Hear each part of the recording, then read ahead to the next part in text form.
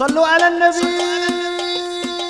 محمد وصحبه أجمعين أما بعد حضرة المحترم المكرمون para sesepuh, ini sepuh, para alim ulama, para ajeman, para ibu nyai, para asatid wa asatidah, dan yang saya hormati Bapak Kepala Daerah Kabupaten Kuningan, Bapak Dandim, Bapak Kapolres atau yang mewakilinya, Pak Camat, Pak Danramil, Pak Kapolsek serta jajarannya, Bapak-bapak dari instansi pemerintahan, sipil, TNI, Polri yang selalu kami banggakan,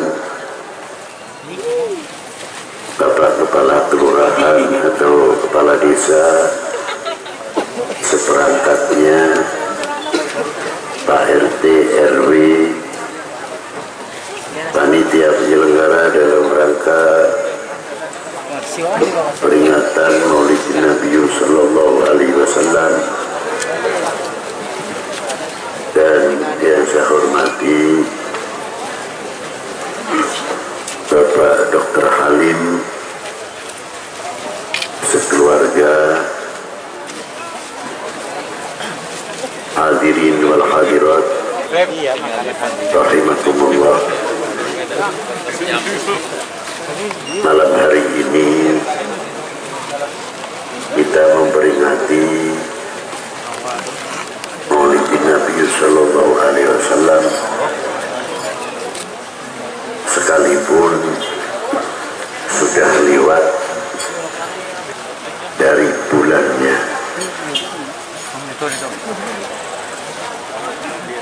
Karena Nabi besar Sayyidina Maulana Muhammad sepanjang masa tidak bisa dilepas dari hati, tidak bisa dilepas dari ingatan. Siapapun bisa dilupakan, tapi kalau baginda Nabi besar Sayyidina Muhammad Sallallahu Alaihi Wasallam sepanjang masa selalu kita berhubungan tali temali dengan melalui sholawat kepada baginda Nabi Sallallahu Alaihi Wasallam. Setiap sholat tidak pernah kita lupa mengucapkan Assalamualaikum ayyuhan nabiyyu wa rahmatullahi wa barakatuh. Setiap sholat kita mengikrar asyhadu an la ilaha illallah wa asyhadu anna Muhammadar Rasulullah. Setiap waktu dalam sholat kita tidak pernah melupakan membaca sholawat Allahumma salli ala Sayyidina Muhammad wa ala ali Sayyidina Muhammad. Tali temali yang menghubungkan setiap umat kepada Nabi besar Sayyidina Muhammad Sallallahu Alaihi Wasallam selalu berhubungan. Allahumma sholli ala Muhammad. Hubungan pertama kita kepada Rasulullah Sallallahu Alaihi Wasallam. Yang kedua, kalimah wa ala ali, sholawat kepada keluarga Nabi. Salah satu tafsir makna wala ali di dalam sholawat dalam maqamati doa berhubungan berhubungan dengan semuanya umat Nabi besar Sayyidina Muhammad sallallahu alaihi wasallam. Jadi kalau kita membaca selawat Allahumma salli ala Sayyidina Muhammad wa ala ali Sayyidina Muhammad, menghubungkan tali silaturahmi tidak kepada baginda Nabi saja, tapi sesama kita antara umat Sayyidina Muhammad sallallahu alaihi wasallam dimanapun berada. Salawat sebagai sebagai pelantara belaka. Kalau rahmatnya Allah Ta'ala diberikan kepada baginda Nabi tidak bisa diukur sepanjang masa. Seandainya tidak diperintahkan membaca selawat, baginda Nabi sudah penuh dengan selawatnya ila yaumil qiyamah. Tapi mengapa diperintahkan untuk membaca selawat? Kalau kita harus tahu bahwa di Indonesia ini contoh yang paling mudah, di Jawa Barat saja berapa anak sungai, berapa sungai yang besar, semua masuknya ke lautan, entah laut selatan, entah laut utara. Banjir pun tidak bisa memenuhi lautan. Banjir sebesar apapun tidak mampu. Seandainya tidak ada lautan, kalau banjir ini sungai-sungai di mana? Jadi dengan adanya salawat itu menguntungkan umat baginda Nabi Sallallahu Alaihi Wasallam. Bukan untuk baginda Nabi. Kalau ke baginda Nabi sudah kaya, sudah penuh rahmatnya Allah Ta'ala. Tapi kalau kita tidak ada selawat, sebabnya mana mungkin kita bisa berhubungan dengan baginda Nabi Sallallahu Alaihi Wasallam secara langsung. Jenisnya selawat banyak sekali. Nah, kalau kita sudah tali temali silaturahmi kepada baginda Nabi, pasti akan tali silaturahmi kepada keluarga Nabi. Kalau sudah tali silaturahmi nyambung kepada keluarga Nabi, pasti nyambung kepada ashabun Nabi, para sahabat. Kalau sudah nyambung kepada para sahabat, azwajun Nabi wa ali, keluarga Nabi dan para istrinya baginda Nabi. Kalau sudah menyambung, itu semuanya menyambung antara sesama kita umat Sayyidina Muhammad Sallallahu Alaihi Wasallam. Mestinya tali wa ala ali Sayyidina Muhammad harus menjadi tali pengikat keukhuwahan dunia Islam ini khususnya. Kalau kita tahu makna wa ala ali Sayyidina Muhammad, toleran yang luar biasa, silaturahmi yang luar biasa, persaudaraan yang luar biasa, karena di antara satu sama yang lain selalu mengingat Allahumma sholli ala Sayyidina Muhammad wa ala ali Sayyidina. Itu satu contoh.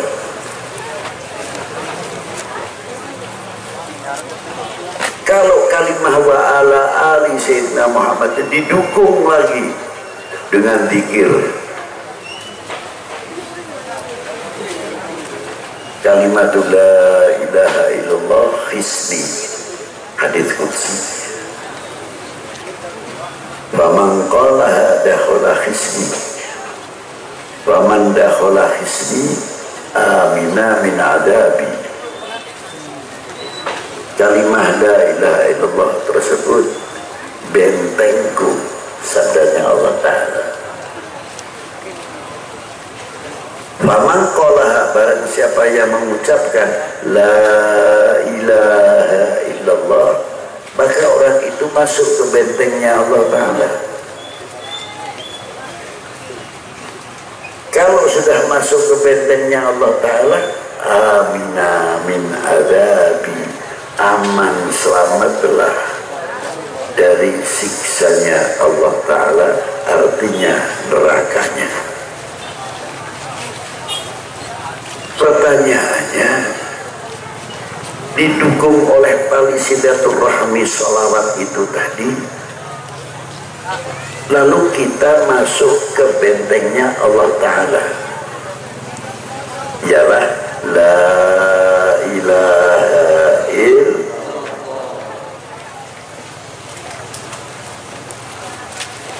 Mampu tidak hati kita masukkan ke bentengnya Allah Ta'ala? Mulut kita, telinga kita, nurul ma'rifah yang mengukir di setiap lubuk hati manusia, artinya akan membentengi kita, membentengi mulut kita, telinga kita, tutur kata kita, pandangan kita. Hatinya selalu prasangka baik, hatinya tidak mempunyai hati yang kotor atau suudon kepada siapapun. Jadi kalau cahaya nurul ma'rifah yang sudah mengukir di setiap lubuk hati manusia, karena mampu memasukkan dirinya dengan sebab la ilaha illallah dan salawat kepada Nabi SAW, masuk ke bentengnya Allah Subhanahu wa Ta'ala. Itu satu contoh.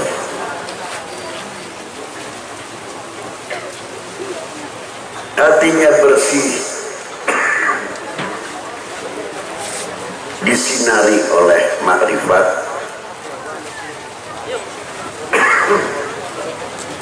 cahayanya la ilaha illallah.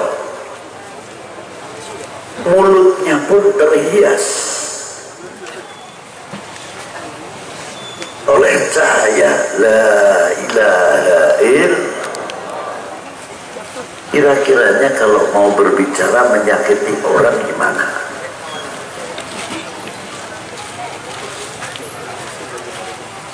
Berpikir 1000 kali. Saya sendiri kalau sudah kena omongan yang tidak enak, merasa tersinggung. Nah, bagaimana kalau kita ngatain orang? Korek dan introspeksi, disinilah hebatnya. Karena sudah disinari oleh cahaya kalimah wa ala ali Sayyidina Muhammad, dan mendukung kita masuk ke la ilaha illallah, cahayanya itu akan menerangi semua pembicaraan kita. Ini kita berbicara kira-kiranya mengadu domba orang atau tidak, mengadu menjadi provokator atau tidak. Karena mulutnya sudah terhiasi oleh satu kebaikan. Tapi kalau mulutnya kurang terhiasi, wah, kalau tidak menjadi provokator nggak senang. Pidato kalau nggak keras, waduh, nggak dinamain orang yang berani.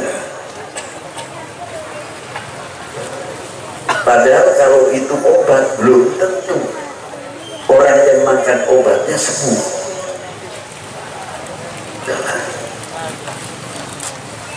Tapi coba,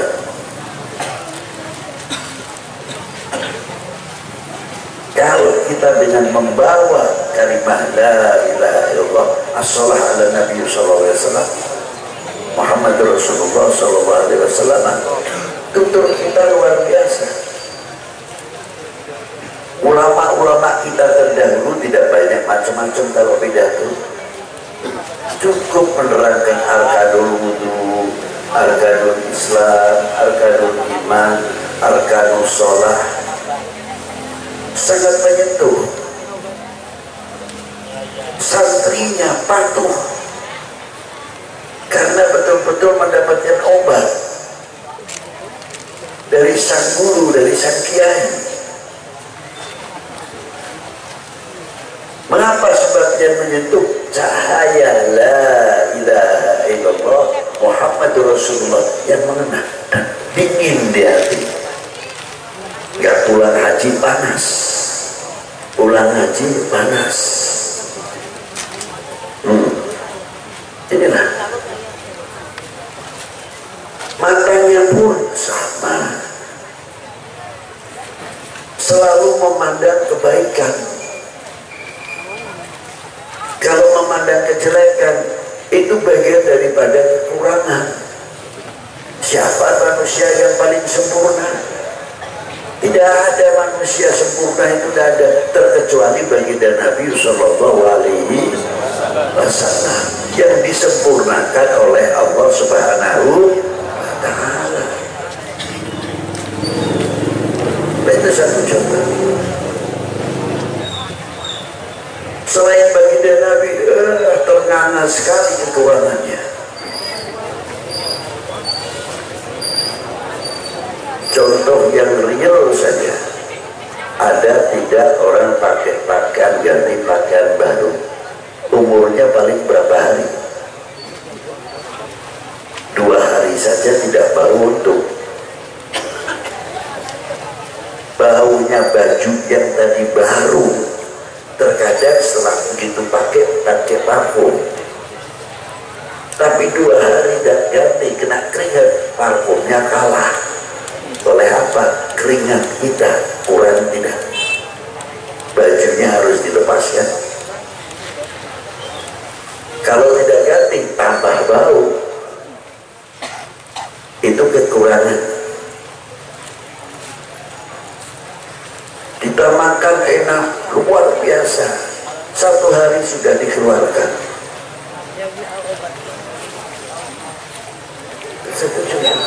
Kekurangan yang kelihatan mata saja. Apalagi kalau kita mengatakan perilaku, lah udah nggak bisa bicara kita. Godanya kekurangan, kesalahan dan lain sebagainya, adanya di situ. Nah, kekurangan ini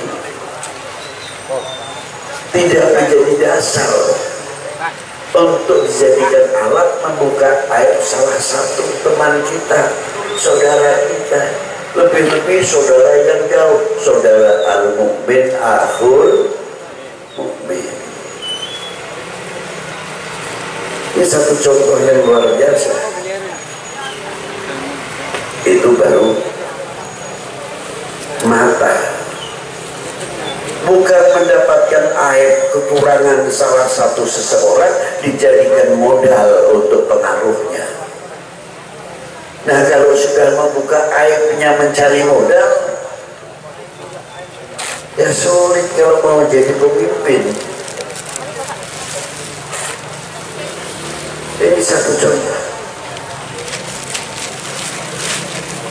Ma'asyiral muslimin rahimakumullah. Telinga pun kalau sudah mempunyai filter, karena kita merasa saudara al-mu'min akhul mu'min, filternya itu kita tidak mudah menjadi orang yang kena hasutan, kena hoax kalau zaman sekarang mungkin, atau kena hoax. Kebanyakan hoax akhirnya hoax.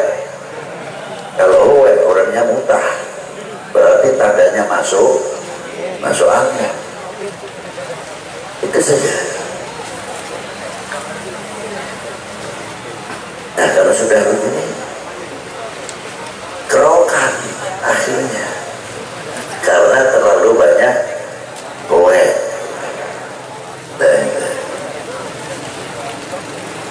Tapi kalau telinga ini punya filter, bisa menyaring apa di antara, oh ini kata-kata, ini berita akan memecah belah umat, oh ini berita akan memecah belah bangsa, oh ini berita akan memecah belah sesatu kampung, satu RT dan sebagainya. Mampu memilah mana yang jernih, mana yang tidak jernih. Dalam dunia tasawuf, dalam dunia keauliaan saja, ada yang bisa disampaikan ke awam, ada para ulama tidak berani menyampaikan kepada awam karena apa? Ilmunya terkadang belum nyampe.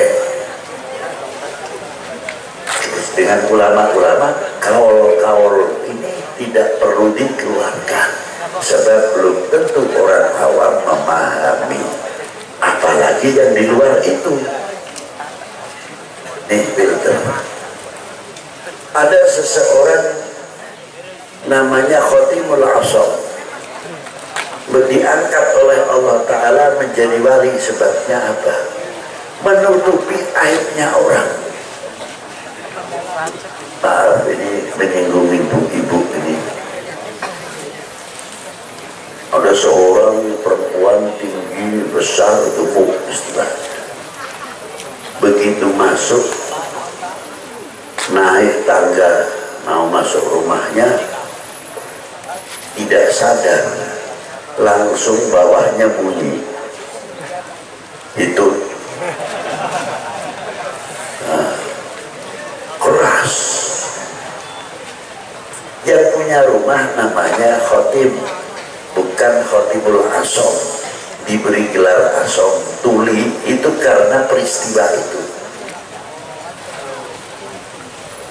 Nah, orang perempuan itu sudah tersipu-sipu karena malu, merah mukanya, pucat. Aduh, bisa malunya ya Allah, ya kentut tidak sengaja suaranya besarnya gitu. Sudah masuk rumah ketemu Khotimul Asam. Khotimul Asam masih asik membaca kitab. Assalamualaikum, gak dijawab sama Kiai Khotim. Assalamualaikum, dan dijawab. Suaranya tambah keras. Ya ongko-ongko wae ngaji mana ngalam kitab. Nah itu sampai suaranya keras, baru kitabnya ditolak itu. Assalamualaikum. Waalaikumsalam. Si perempuan tadi, alhamdulillah, berarti saya tentu tidak dengar ini orang. Itu hebatnya, menutupi aibnya saudara mukmin. Padahal Syekh Asam ini, Khotimul Asam itu tidak tuli, sampai digelari Khotimul Asam, Kiai Khotim yang tuli. Padahal tidak tuli, karena untuk menutupi aibnya saudara mukmin. Sedangkan di Indonesia itu ada dua persaudaraan. Tapi jangan salah tafsir dan salah mengartikan. Pertama, saudara seagama, sebangsa, setanah. Yang kedua, saudara sebangsa, setanah air. Mau agamanya apapun, beliau adalah orang warga negara berarti saudara kami. Kalau mereka kita toel, kita jiwit, kita pun merasa sakit. Harusnya begitu.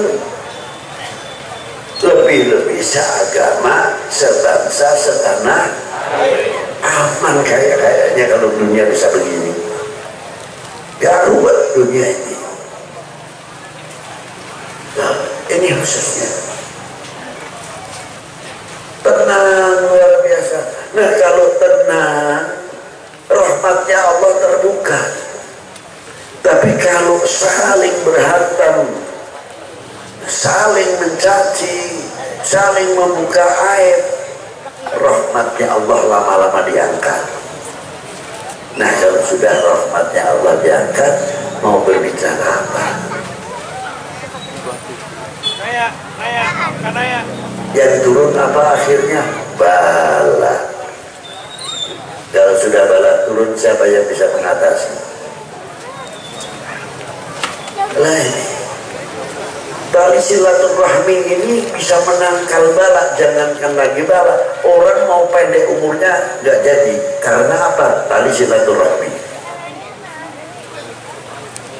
Ada satu sahabat yang umurnya tinggal 1,5 bulan, Rasulullah mengerti, sudah diberitahu Injak silaturahmi sama Rasulullah kalau datang ke teman-temannya, nuhunkeun hampura, minta doa, tapi tidak diberitahu kalau umurnya akan pendek. Setengah bulan persis Israel datang ke Rasulullah memberi kabar, ya Rasulullah, umatmu ini ditambah umurnya 20 tahun. Loh, kenapa? Karena panjenengan mengajak silaturahmi. Makanya Rasulullah bersabda apa? Silaturahmi memanjangkan umur. Bismillah. Nah, umur saja yang mestinya pendek bisa ditangkal oleh silaturahmi. Artinya tali persaudaraan. Kalau bala ini akan turun, kalau kita kompak, kita rukun, ukhuwah terjalin luar biasa, bala mau turun, itu hikmahnya. Persaudaraan al-mu'min akhul mu'min di sini. Bukan saling caci mencaci. Apalagi sekarang ini kita prihatin. Nah, maka dari itu ayo kita sambung tali silaturahmi dengan apa? Membaca selawat yang kepada siapa? Kepada yang malam hari ini kita peringati hari kelahirannya. Apa enggak cukup maulud itu di bulan maulud saja? Ya bisa, iya bisa tidak. Cuma sebelum saya bertanya, sebelum saya jawab, saya ingin bertanya. Umpamanya pengibaran sangsaka merah putih dilakukan setahun sekali sesuai hari proklamasi 17 Agustus. Sudah ada. Setelah itu tidak usah pasang bendera lagi. Nanti tunggu 17 tahun yang 17 Agustus lagi yang akan datang. Kira-kiranya anak-anak kita lupa pada benderanya sendiri atau tidak? Lupa. Untung-untung TV-nya sudah berwarna. Kalau TV dahulu belum berwarna, membaca merah putih bisa dikatakan putih, hitam putih. Sudah lupa sama benderanya, salah lagi. Coba. Tapi kan tidak, 17-an tetap berjalan. Tiap instansi pemerintahan, Senin ada upacara pengibaran sangsaka merah putih, Senenan, atau pagi, tiap pagi di instansi-instansi sekolahan-sekolahan selalu sangsaka merah putih dikibarkan. Untuk apa? Ini kaulah muda ini penting ini. Untuk apa? Untuk memperingatkan kami semuanya, tegaknya merah putih tidak akan melupakan sejarah. Tulis itu. Tegaknya sangsaka merah putih tidak akan melupakan sejarah.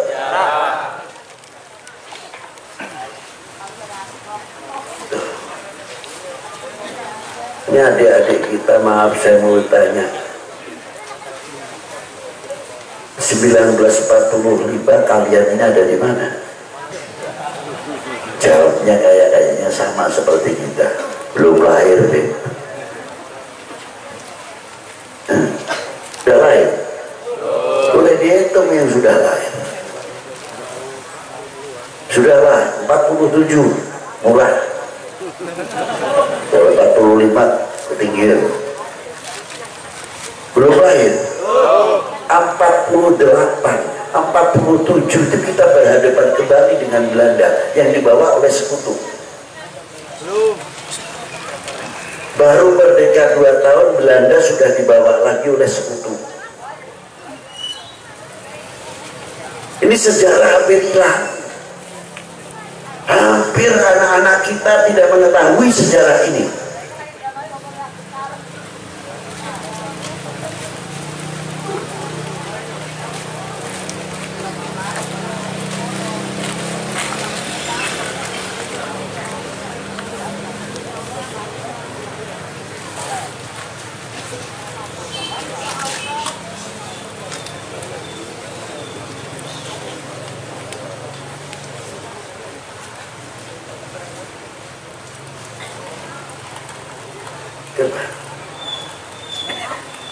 Sedang kita berhadapan dengan sekutu. Disitulah lahir resolusi jihad yang dikeluarkan Mbah Hasyim Asy'ari, pendiri Nahdlatul Ulama, 10 November 48 kita ditikam dari belakang peristiwa Madiun. Berapa puluh, bukan puluhan, ribuan ulama yang meninggal didorong di Madiun.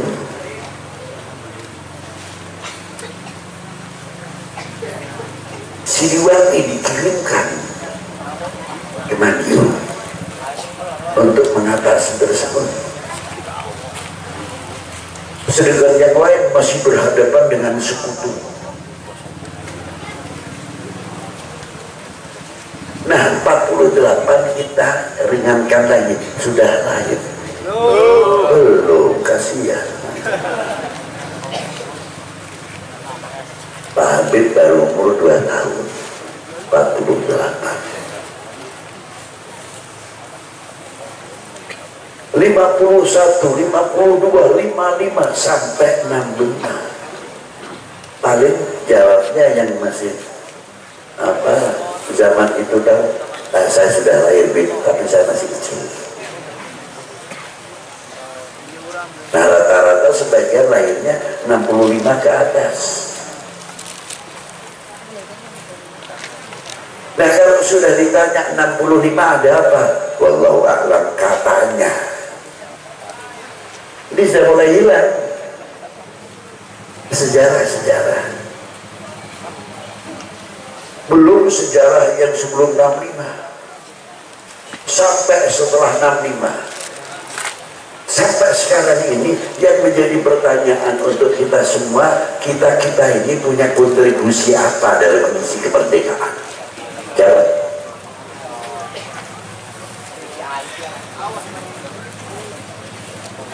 Telah mengisi apa kemerdekaan ini? Sudah ikut andil apa?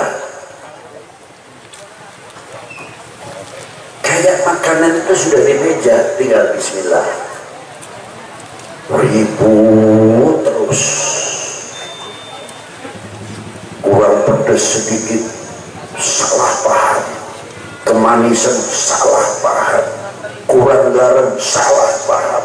Sang ibu yang capek betul-betul menanak nasi, memasakkan di dapur, sang bapak mencari uang demi anak-anaknya, salah terus. Karena apa? Ibunya masaknya kurang asin katanya, kepedesan dan lain sebagainya. Nah, ini apakah begitu? Mestinya kita ikut adil. Oh, mama mau nanak nasi, mah biar airnya yang ambilkan saya. Kalau pakai kompor, saya nyalakan kompornya mah. Oh, kalau tidak pakai kayu, saya yang mengambilkan kayunya. Ikut andil. Oh, ininya bumbunya nanti yang gerus saya mah. Andai kata kurang garamnya, ya tahu. Kalau kelebihan garamnya, ya tahu. Ini tidak andil, tidak nyalahkan. Betul tak? Ini yang terjadi. Apakah demikian bangsa ini? Ya tidak. Kalau tidak, buktikan kalau tidak. Jangan mudah dikompori dan sebagainya. Mana kita maju bangsa ini nantinya? Bangsa lain sudah bikin nuklir kendali dan lain sebagainya, masih ribut tahdin. Bangsa lain ekonominya sudah maju, pertaniannya sudah maju, masih ribut Fatihah kalau dikirimkan nyampe atau tidak. Malu kita. Mestinya berpikir, ini daerah saya, airnya agak susah, padahal tanahnya bagus. Gimana cara mendapatkan air? Nah, begini. Ini buah-buahan di kampung saya sebetulnya tumbuhnya bagus ya, tapi kok lakunya kurang. Ayo bangkitkan. Bagaimana mengkemasannya buah-buahan ini, dan kita tingkatkan merasa memilikinya. Handar beni jamu, di mana letaknya ramena jamu yang paling baik-baik? Umpama mandi rancan, kasih nama jamu mandi rancan. Kalau Cilebu kasih nama Cilebu. Kalau mana namanya Cibutu, Cibutu. Itu diantara desa yang saya tahu. Yang Ciwedus, Ciwedus. Tunjukkan kebanggaan, itu merasa memiliki. Laki-laki jamu Bangkok. Nasib, nasib. Duren pun sampai duren Bangkok. Allah, nasib pun. Kemana rasa memiliki kita kalau ekonomi akan maju? Mestinya kita bangga apa hasilkannya bumi pertiwi ini. Kita kemas dengan yang baik. Ini jamu mana Pak? Oh, bagus sekali, kuningan. Tapi lain kuningan aslinya Pak. Kunaon cenah, lamun kuningan asli mah telas cenah.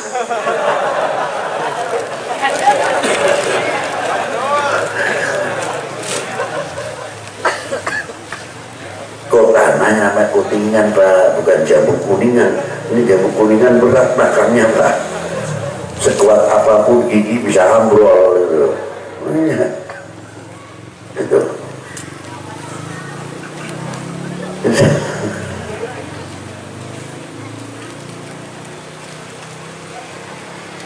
Mau nikah mana Pak? Warga kuningan.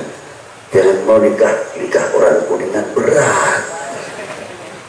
Tapi sama para kuningan.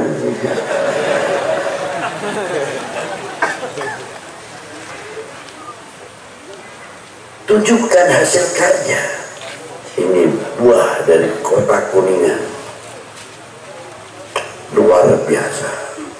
Durian Indonesia, jambu Indonesia, ayam Indonesia, ayam Bangkok. Nasib. Jadi kita ini barat sebenarnya. Tanah airnya subur, kita banyak yang pintar tapi melarat. Kalau kaya diroba, sebab itu milik kami. Jamu Indonesia, ayam Indonesia, durian Indonesia.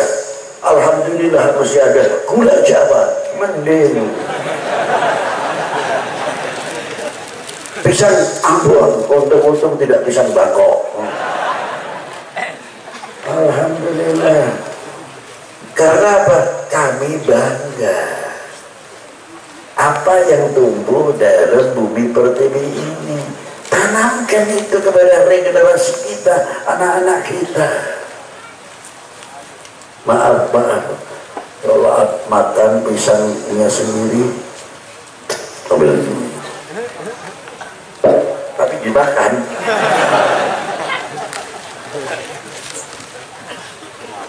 Tapi kalau yang kuning itu umpamanya ya, cantik betul kulitnya, gayanya makan apel, gaya ini dari luar negeri. Padahal apel Malang lebih istimewa, kelas. Tidak bangga. Kalau kita bangga dalam hasil bumi pertiwi ini, ekonomi kita paling cepat naik. Kita bisa mengatasi dolar. Nah, mana mungkin kita bisa mengatasi dolar? Nasionalisme kita melentur. Coba. Saya dulu waktu di Kuningan, adik-adikku, mas-mas kita, waktu kecil kita di Windu Haji, ibu-ibu kita itu kalau berangkat ke pasar jam 1:30 sudah ramai, pakai tanpa yang satu di atas kepalanya, ada lagi yang bawahnya dipikul dan sebagainya, isinya lepet, koecang, kupat, komplit produksi dalam negeri. Coba, namanya koecang, yang lepat bukan koecang, tetap koecang. Wah, istimewa. Itu sudah menunjukkan kepribumian yang luar biasa, hasil karya.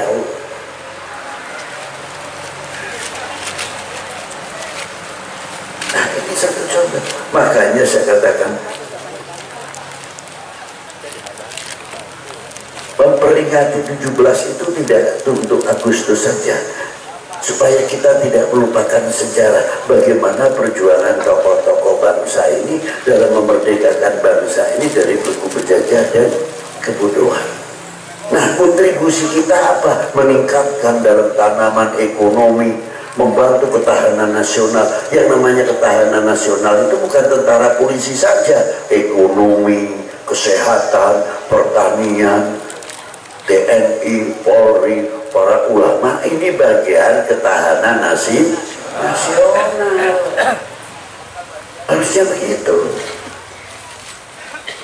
Dan kalau kita bisa melihat sejarah yang demikian, mestinya ketika kita melihat bendera merah putih sedikit ada rasa malu. Iya ya, itu juga berkibar begitu. Kita dulu pernah andil apa ya? Tanya sama diri sendiri. Sudahlah, terlalu jauh kalau itu. Kita tadi bersama-sama melakukan lagu Indonesia, ya kan? Ya. Yang di sana sama yang di sini berbeda, kayak balapan.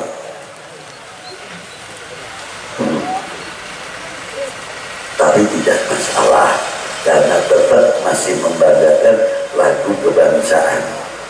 Memang mudah, tapi dituntut, sadar atau tidak.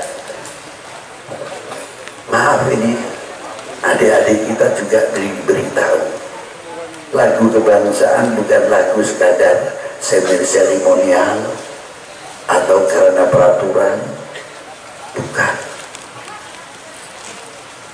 Lagu kebangsaan adalah bagian daripada ikrar. Ikrar, di samping ikrar, menyatakan merasa memilikinya. Jadi bukan sekadar lagu Indonesia tanah airku, tanah tumpah darahku. Benar? Benar dah? Indonesia tanah airku, benar dah? Benar? Sekira-kiranya kita ini belajar ilmu di Timur Tengah,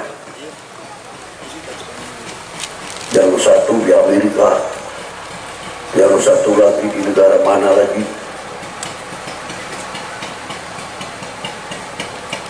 yang dari Cina umpamanya sekolahnya di sana pintar, pandai, pakai supit,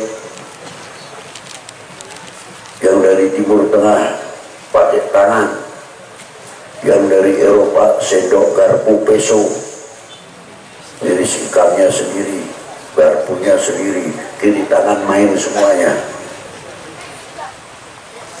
Kalau sudah begitu, kira-kiranya lupa tidak dengan ucapan pernyataan kemarin Indonesia tanah, lupa tidak kira-kiranya? Kalau sudah ngomong yes, no, yes, where you come from, dan sebagainya, seolah-olah kayak orang-orang asing saja. Kemana pernyataan kita? Kita ulangi, Indonesia tanah airku, tanah tumpah darahku. Ikrar ini kemana? Apa dalam lagu? Setelah di luar lagu tidak.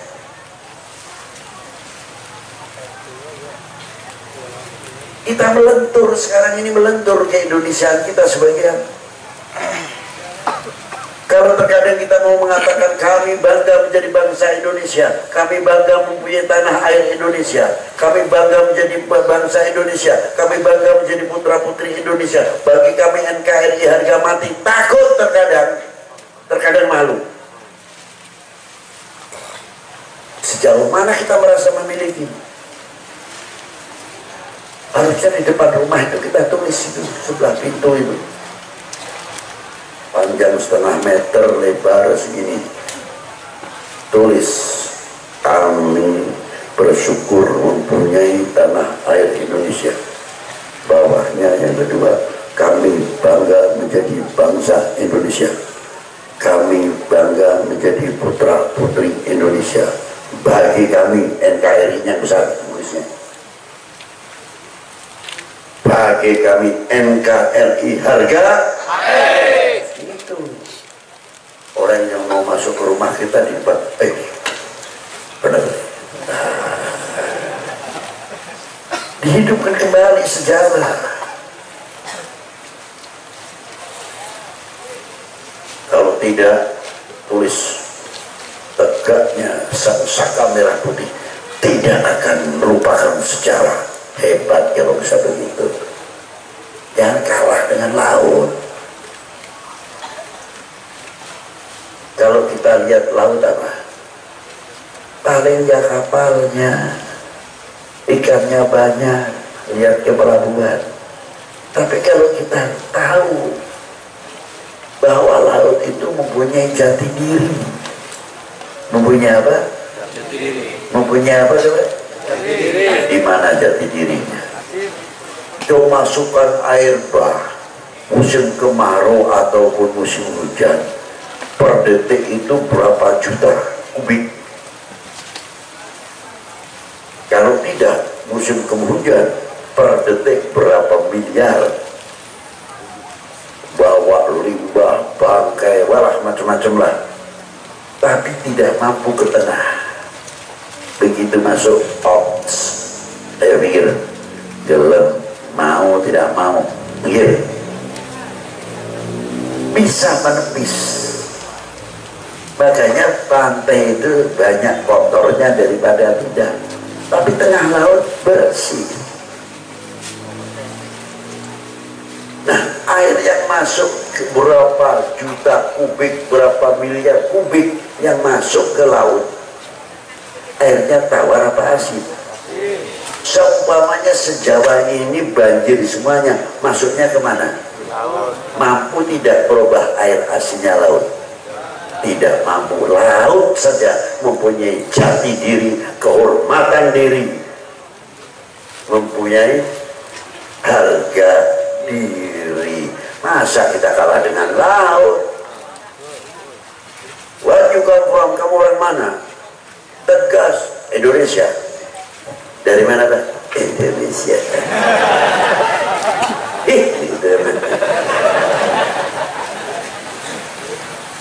Bapak dari mana? Saya Indonesia. Gimana kabarnya? Baik, alhamdulillah. Ditanya dari mana? Tunjukkan Indonesia. Itu tunjukkan Indonesia, takut. Untung-untung nggak dipersenjatai. Kalau dipersenjatai, bunyinya bedil aja, dor. Aduh. Tuh. Nah, ini ke Indonesia kan perlu ditanamkan. Coba. Dan berdirinya merah putih itu, ingat, itu berdarah, bukan hadiah. Nah, supaya generasi kita selalu mengingat pada pendiri bangsa ini, maka kita memperingati bukan 17 Agustus saja, supaya kita tidak melupakan sejarah. Bagaimana baginda Nabi SAW yang menuntun kita, yang mengajarkan kita hubbul waton minal iman, cinta tanah air dan sebagainya, sampai Rasulullah, nasionalisme ya Rasulullah apa? Rasulullah bersabda, hubbul arab salasun, kecintaan kepada dunia Arab 3 hal. Yang pertama, Rasulullah tegas, li'annil Arabi, saya adalah bangsa Arab.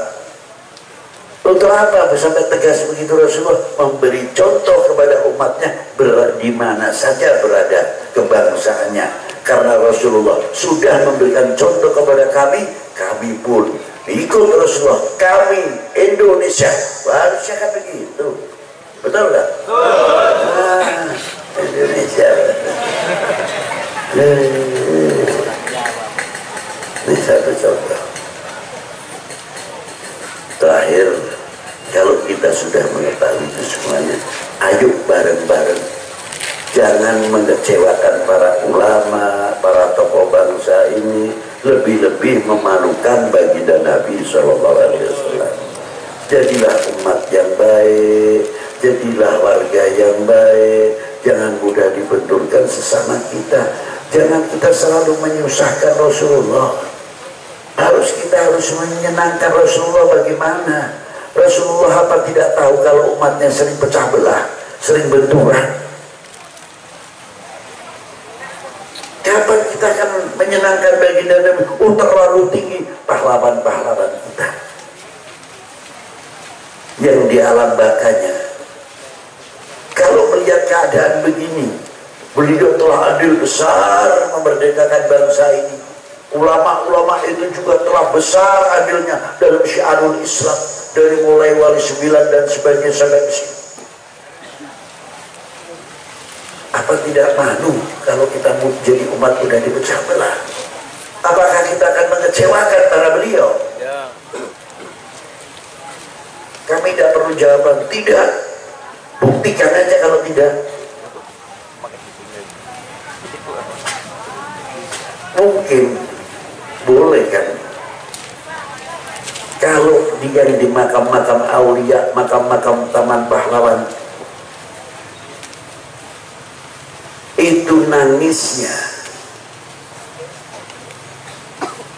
para beliau di dalam bakanya, beliau akan berkata,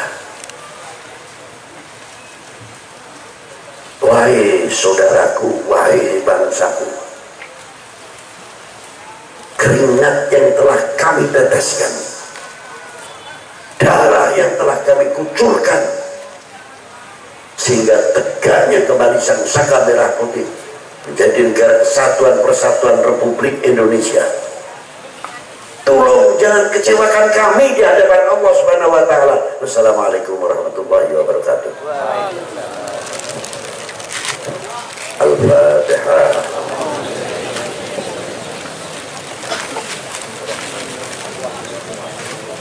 Allahumma shalli ala sayyidina Muhammad wa ala sayyidina Muhammad.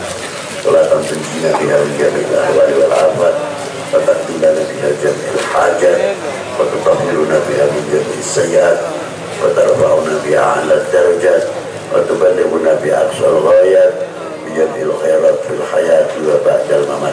Wa sallallahu ala sayyidina Muhammadin wa alihi wa sahbihi wa baraka wa sallam. Walhamdulillahi rabbil alamin. Wal 'afwu minkum.